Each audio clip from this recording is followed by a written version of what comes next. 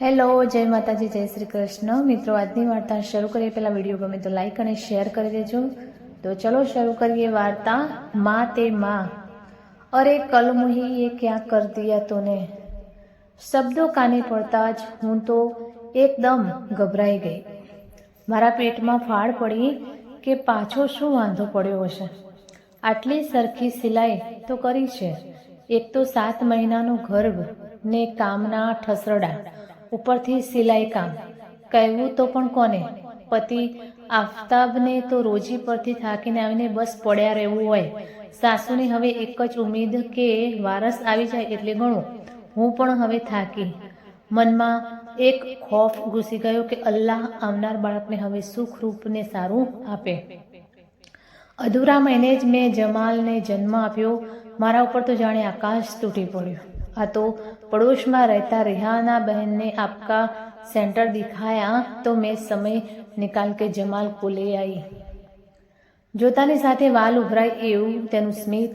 Ali international સેન્ટરમાં ઘણા બાળકો આવે જ્યાં નવજાત શિશુનું ડૉક્ટરો દ્વારા એસેસમેન્ટ થાય, તેમની તકલીફનું નિદાન થાય ને તે પ્રમાણે તેમની સારવાર નક્કી થાય. કોઈક બાળકને સેરિબ્રલ પાલ્સી હોય તો વળી કોઈક ડાઉન સિન્ડ્રોમવાળું હોય કે પછી ઓટિઝમ હોય. ઘણા એવા બાળક પણ હોય કે જેઓનો વિકાસ અધૂરા મહિને જન્મ થયો હોવાને કારણે થોડો ધીમો હોય. આમ અનેક પ્રકારના બાળકોને સારવાર આપવામાં આવે છે. જેટલા વહેલા બાળકનું નિદાન થાય અને જો નાની ઉંમરમાં સારવાર શરૂ થઈ જાય તો બાળકને ઘણું સારું જીવન જીવી શકવાને સક્ષમ કરી શકાય. આવા એક સેન્ટરમાં હું બાળકોને પ્લે થેરાપી આપું, એટલે કે રમતા રમતા શારીરિક અને માનસિક વિકાસ થાય તે માટેની પદ્ધતિ. વળી માતા પિતાને સામાન્ય ભાષામાં બાળકની તકલીફ વિશે સમજાવી નિયમિત સારવાર કરવા સેન્ટર પર લાવવાનું પણ સમજાવું. પહેલા દિવસે ઉઝમા એ આખી વાત કરી કે કેવા સંજોગોમાં તેણે જમાલને જન્મ આપ્યો. એસેસમેન્ટ દરમિયાન જમાલને સેરિબ્રલ પાલ્સી નામના રોગનું નિદાન થયું. તે દિવસ ઉઝમા પર જાણે કયામત આવી. સેરિબ્રલ પાલ્સીમાં બાળકના મગજ તેમજ સ્નાયુ પણ અસર પામ્યા અને જીવન પર્યંત તેઓનો શારીરિક તેમજ માનસિક વિકાસ ઘણો ધીમો થાય. રોજ તેને સારવાર કરાવવા લાવવાનું કીધું અને સમજાવ્યું કે બહેન, જો તમારા બાળકને નિયમિત સારવાર અપાવશો તો ફાયદો થશે અને તમે એની પાછળ જેટલો સમય આપશો તેટલો તેના વિકાસમાં ફાયદો થશે. આટલું કહી હું બુરખા પાછળ છુપાયેલી તેની આંખો વાંચવા કોશિશ કરી રહી. એ દિવસે તો ફરી પાછી આવીશ કહી તે ચાલી ગઈ. એક દિવસ ઉઝમા આવી મને કહે, બેનજી, મારું બાળક છે અને મારે એની સારવાર કરાવવી જ છે. ત્યારે પાછી તેની વિતક વાત કરવા લાગી. બહેનજી, તમને મળીને હું ઘરે गई तो मेरी सास ने आसमान सर पे ले लिया और बोलने लगी कि क्यों ए अपाहिज जैसे बच्चे पे अपना समय बिगाड़ती हो. इसकी बजाय थोड़ा सिलाई काम कर दिया होता तो 2 पैसे घर में आते ने और फिर न बोलने के शब्द सुनाए. लेकिन मेरी पड़ोसन रेहाना बहन ने हमें आपने कहा था वैसा ही कहा और मैं आ गई यहाँ. તેના પતિને બીજા દિવસે મળવા બોલાવ્યો. ઘરે પણ પાછો પ્રશ્ન કે રોજ પર ન જાય તો એ દિવસની આવકનું શું? જેમ તેમ કરીને ઉઝમા એની નણંદને લાવી અને એને સમજાવી કે બહેન, આ બાળકનો તો વિચાર કરો. બીજા દિવસે જ્યારે ઉઝમા આનંદિત ચહેરે આવી ત્યારે હાશ થઈ. નિયમિત સારવાર શરૂ થઈ. ઉઝમા સાથે નિયમિત વાતો પણ થતી રહે. સેન્ટર પર તો દિવસમાં 2 કલાક આવે, પણ તેની સાથે જમાલને દિવસમાં બીજી 3 વાર કસરત કરાવવી પડે. તે બધી કસરત ઉઝમા શીખતી ગઈ. ઘરે કેટલું કરાવ્યું તે પાછી ઉત્સાહભેર કરે. એક દિવસ આવી મૂંઝાયેલા આવાજે કહે, मैंने जमाल को अपने किचन में पास सुलाया था और कुकर की सीटी जोर से बजी और मैं हैरान से उसका मुंह देखती रही, पर उसको जैसे उसको कोई फर्क ही नहीं पड़ा. અમે એને સમજાવ્યું કે સમય આવે અને ઉંમર પ્રમાણે આપણે તપાસ કરતા રહીશું. એક સંતોષ સાથે તેણે માથું નમાવ્યું અને ધસથી સારવાર કરવા લાગી. જમાલની શારીરિક પ્રવૃત્તિમાં વિકાસ થયેલો જોતા ઉઝમાના જીવનને હૈયા ધારણ થયું. આ આનંદ બહુ ના ટક્યો. જમાલનો કાનનો ઓડિયોગ્રામનો રિપોર્ટ ખરાબ આવ્યો, જેમાં જાણવા મળ્યું કે જમાલ કદી સાંભળી નહીં શકે. પાછી નિરાશા ઘેરાઈ. બીજા દિવસે તો ઉઝમાને સંભાળવી મુશ્કેલ હતી. થોડા દિવસ બધું બરાબર ચાલતું લાગ્યું.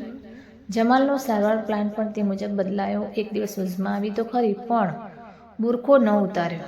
રડતા અવાજે કહ્યું, બેનજી મેરે ઘરવાલે દૂસરા બચ્ચા ચાહતે હે. ઉઝમાનો વિરોધ હતો. કહે, બેનજી આ મારા જમાલનું શું થશે? ઓર દૂસરા બચ્ચા નોર્મલ નહીં આયા તો?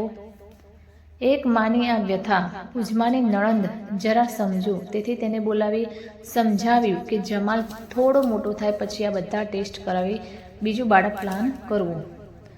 જમાલની સારવાર જોઈને ઘરના બધાને પણ અમારા કહેવામાં વિશ્વાસ જાગ્યો, પણ હંમેશા ઉઝમાનું મોઢું ચિંતિત. એક દિવસ જમાલ આવતો બંધ થયો. લગભગ વર્ષ પછી મારાથી ન રહેવાયું ને મેં ઉઝમા સાથે ફોન પર વાત કરી. ત્યારે તેણે કહ્યું, બેનજી મેં પેટ સે હું. ફટાફટ ફોન મૂકી દીધો.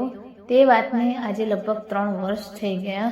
એકાએક ઉઝમા યાદ આવી ને મેં સાચવેલો ફોન નંબર જોડ્યો. નસીબે ઉઝમા જ ફોન પર મળી. કહેવા લાગી, जमाल ने पागल खाना में सारवार माटे मोकलूँ छूँ। घर के लोग जमाल के पीछे ज़्यादा समय और पैसे खर्च करना नहीं चाहते। दूसरा लड़का थोड़ा ठीक है तो वो लोग उसके बारे में ज़्यादा ध्यान देना मुनासिब मानते हैं।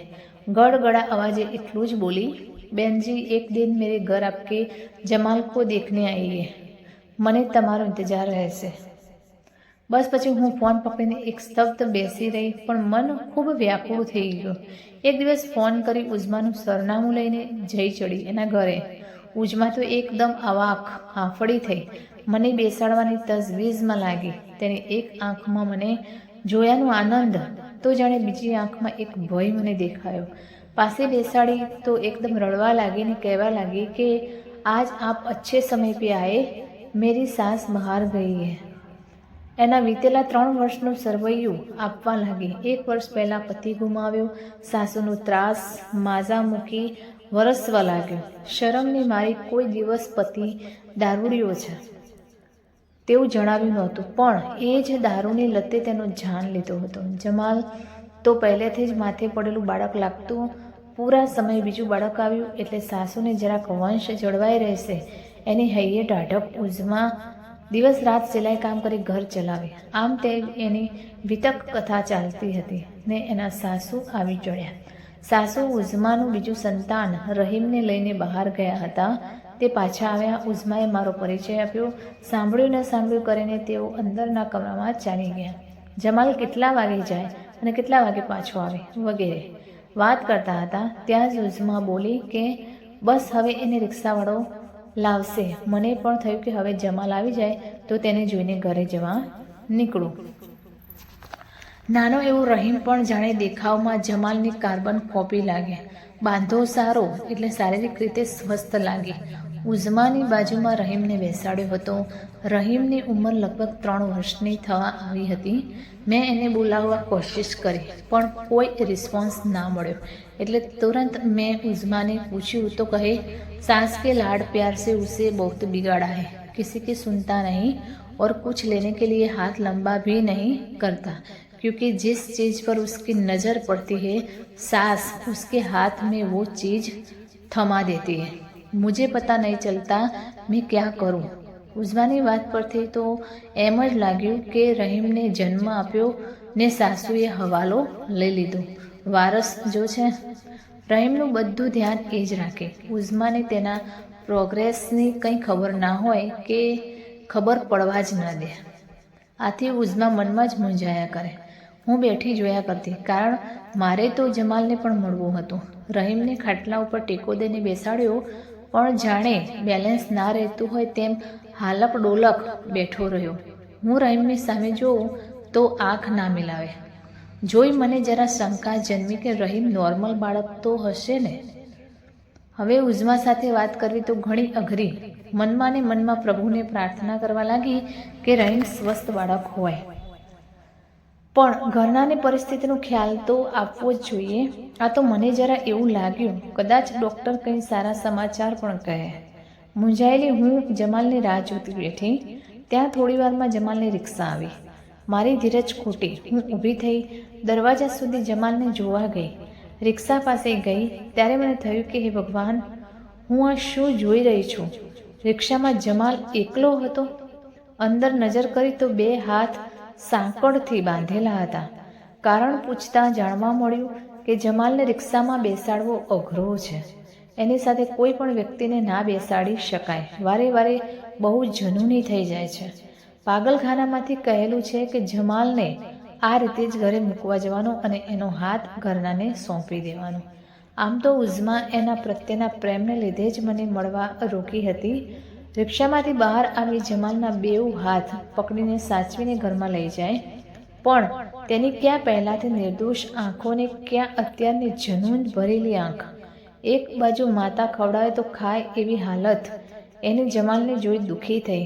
જવા માટે ઊભી થઈ ત્યાં એકદમ રહીમનો અવાજ આવ્યો.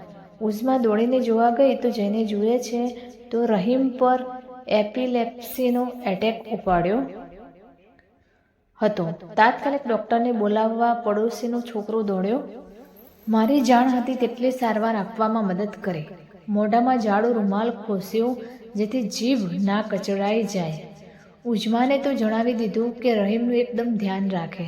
ડૉક્ટર બરાબર તપાસીને કીધું કે આ બાળકની વહેલી તકે સારવાર કોઈ સારા ઇન્ટરવેન્શન સેન્ટરમાં લઈ જાઓ. ઉઝ્મા તો બિચારી બેબાકડી થઈ ગઈ. પણ આજે ખરું આભ તૂટ્યું ઉઝ્માની સાસુ પર. તેમનું આખું વિશ્વ જાણે ચૂરચૂર. રડવાનું જરા ઓછું થયું એટલે મેં તેઓને સમજાવ્યા અને કીધું રહીમના પણ જમાલ જેવા હાલ ના કરો. જો યોગ્ય અને નિયમિત કસરત થશે અને આંખ, કાન, હાડકાં, મગજ આ બધાના ડૉક્ટર તમને એક જ સંસ્થામાંથી તમારા બાળકને તપાસી એવું ફાયદાકારક મારા ઘરે બધા મારી રાહ જોતા હશે તેવો વિચાર માત્ર નથી આવ્યો. ઉઝ્મા અને એના સાસુ બંનેની વાત આખી ગળે ઉતારી પછી હું મારે ઘરે જવા નીકળી. કોઈ પણ કામ હોય તો તુરંત જણાવવા કીધું. જમાલની ઉંમર પણ હવે તો થઈ ગઈ હતી એટલે એની વાત ભૂલી રહીમને યોગ્ય સારવાર મળે તેવી સલાહ આપી. હું બીજા દિવસે જ્યારે સેન્ટર પર પહોંચી ત્યારે ઉઝ્મા અને તેના સાસુ આવીને બતાવવા માટે ગોઠવાયેલા. એ જોઈ જરા હૈયા ધારણ રહ્યું. પહેલો દિવસ હતો એટલે ડૉક્ટરની પેનલમાં બતાવવાનું હતું જેમાં બધા ડૉક્ટરો બાળકને તપાસી સાથે નિદાન પર આવે અને પછી તે બાળકની પ્લાન પ્રમાણે સારવાર શરૂ થાય.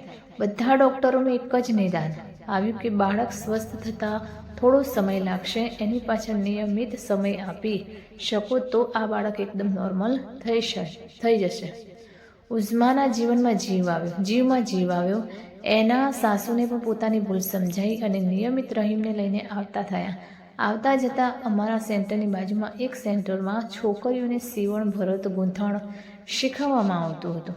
ઉઝ્માને મેં ત્યાં જઈ તપાસ કરી આવવા કીધું. પાછા આવતા તેના પગ જાણે હવામાં ઉડતા હતા. મને કહે, બહેન, બાજુમાં જે ક્લાસ ચાલે છે તેમને એક સિલાઈ શીખવાડે તેવી બહેન જોઈએ છે તો હું એ જગ્યાએ લાગી જાઉં જેથી મારા રહીમની સારવાર પણ થાય અને મને આર્થિક મદદ પણ મળે. આવકમાં વધારો કરવો પડે એમ તો હતું જ. ભલે સારવાર રાહત દરે થાય પણ આવવા જવાના ખર્ચાને બધું ગણાય ને. આખી વાત ઘરે જઈ સાસુને કરી તો તેઓ પણ ખુશ. એના સાસુ જમાલ પાગલખાનામાંથી આવે એટલે એને ખવડાવીને ઊંઘાડી દે. ઉઝ્મા રહીમને સેન્ટર પર મૂકી કલાક બાજુમાં સિલાઈ શીખવાડીને પાછી આવે અને પોતે રહીમને જે કસરત ઘરે કરાવવાની હોય તે ધ્યાનપૂર્વક શીખી લે. જ્યારે એક માતા એક દીકરાના ઠોકર ખાધા પછી જે ગાંઠ વાળે છે કે તે ભૂલ બીજા સંતાનમાં ન થાય તે માટે જમાના સાથે લડી લેવા પણ તૈયાર થઈ જાય છે. પતિ ગુમાવ્યાના દુઃખ કરતાં સંતાન અપાહિજ થવાનું દુઃખ વિશેષ હોય છે. એક બાજુ હમદર્દી બતાવી નજીક આવનાર પુરુષ વર્ગથી પોતાની જાતને પણ સંભાળવી પડે. આમ ઉઝ્મા ખૂબ મહેનત કરી રહીમને નિત્ય સારવાર, કરાવતી હોવાથી રહીમમાં ઘણો ફેર પડ્યો. 2-5 પગલાં ચાલતો થયો. એ જોઈ ઉઝમાના સાસુ બોલી ઉઠ્યા, આટલી મહેનત તો મારો પેટનો જણ્યો દીકરો પણ ના કરી શક્યો હોત, જે આ દીકરી ઉઝમાએ કરી દેખાડ્યું. ઉઝમા તો ખાલી એટલું જ બોલી કે હું એક માં છું ને. તો મિત્રો, આ કહાની તમને કેવી લાગી તે કોમેન્ટ કરીને જરૂર જણાવશો. અને વિડીયો પસંદ આવ્યો હોય તો લાઈક અને શેર કરજો, તથા ચેનલ પર નવા હોય તો ચેનલને સબસ્ક્રાઈબ જરૂરથી કરજો. ફરી મળીશું એક નવા વિડીયો સાથે. ત્યાં સુધી નમસ્તે, જય માતાજી, જય શ્રી કૃષ્ણ, હર હર મહાદેવ. Thanks for watching.